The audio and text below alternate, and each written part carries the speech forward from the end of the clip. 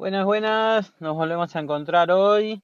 Eh, Vamos a hablar de un tema que es fundamental en nuestra sociedad. Es el papel social y político de los grupos ocupacionales. ¿Alguna vez se preguntaron qué pasaría si no existieran normas que regularan nuestras actividades laborales? Si el mercado laboral estuviera completamente desregulado. Bueno, no tendríamos estabilidad, ni equidad, ni seguridad en el empleo. Hoy vamos a analizar cómo la regulación y la organización de los grupos ocupacionales fueron esenciales para el desarrollo de sociedades más justas y equilibradas. Vamos a empezar con el concepto de anomia y cómo su ausencia de regulación afecta a nuestra vida cotidiana. Después vamos a ver la importancia de la regulación laboral, su impacto en la economía y los modelos exitosos que surgieron a lo largo de la historia. Además vamos a hacer un contraste entre diferentes visiones teóricas de autores como Durkheim y Spencer. Y finalmente vamos a hablar sobre el futuro del trabajo y cómo la globalización y la tecnología están transformando nuestra manera de laborar. Para comprender la importancia de los grupos ocupacionales, primero tenemos que contextualizar el problema. En la revolución industrial, millones de trabajadores migraron a las ciudades en busca de empleo. El resultado, jornadas laborales interminables, condiciones inhumanas y salarios miserables. Fue en ese momento cuando se hicieron evidentes los peligros de un mercado desregulado y sin instituciones que protegieran a los trabajadores. Desde entonces los gremios, sindicatos y otras corporaciones ocupacionales fueron esenciales para equilibrar las fuerzas entre trabajadores y empleadores. El sociólogo Emily Durkheim introduce el concepto de anomia para describir un estado de desorganización social donde no existen reglas claras. Cuando no hay regulaciones laborales, los trabajadores quedan a merced de las empresas, lo que genera explotación y desigualdad. Por ejemplo, en el siglo XIX los trabajadores textiles en Inglaterra trabajaban hasta 16 horas al día en condiciones insalubres, sin regulación. No había nada que impidiera estos abusos.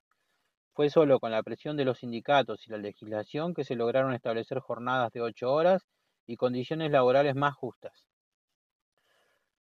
¿Por qué es tan importante la regulación del mercado laboral? Porque permite garantizar derechos básicos como seguridad social, condiciones dignas de trabajo y estabilidad. Un sistema regulado permite que el crecimiento económico no sea a costa de la explotación de los trabajadores. Por ejemplo, en los países escandinavos, donde existen acuerdos entre empleadores y sindicatos, se logró un equilibrio que permite altos niveles de productividad sin sacrificar el bienestar de los trabajadores. En contraste, en economías desreguladas, como algunas en América Latina, la precarización del empleo es una problemática común. Desde los gremios medievales hasta los sindicatos modernos, los grupos ocupacionales fueron evolucionando.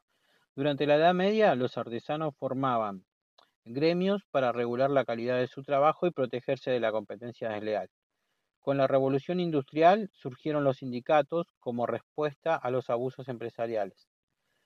Por ejemplo, en Alemania el modelo de cogestión permite que los trabajadores participen en las decisiones de las empresas, promoviendo una relación laboral más equitativa.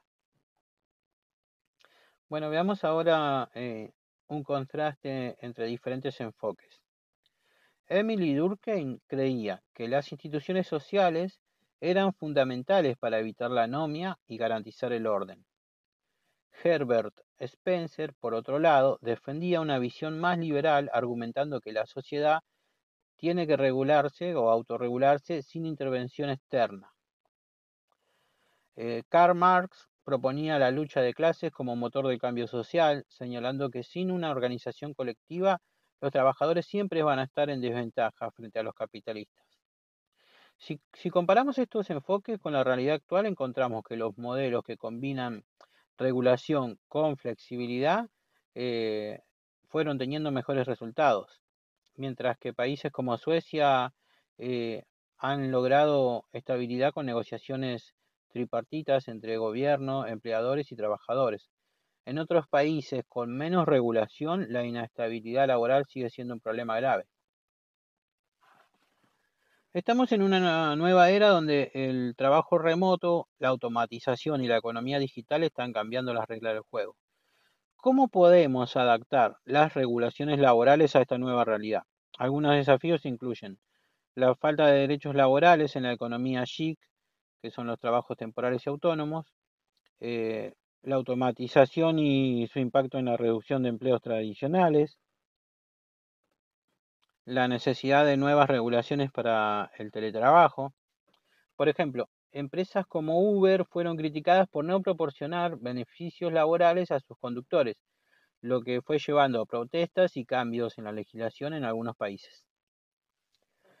En resumen, los grupos ocupacionales y la regulación laboral no son un lujo, sino una necesidad para una sociedad justa y equitativa, desde la revolución industrial hasta la actualidad.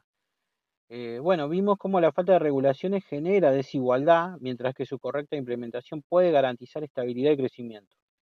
Es nuestra responsabilidad entender cómo estos procesos y participar activamente en la construcción de un mundo laboral más justo, porque al final del día lo que está en juego no es solo la economía, sino la calidad de vida de millones de personas. Bueno, eso fue todo hasta hoy y nos estamos encontrando en el próximo podcast.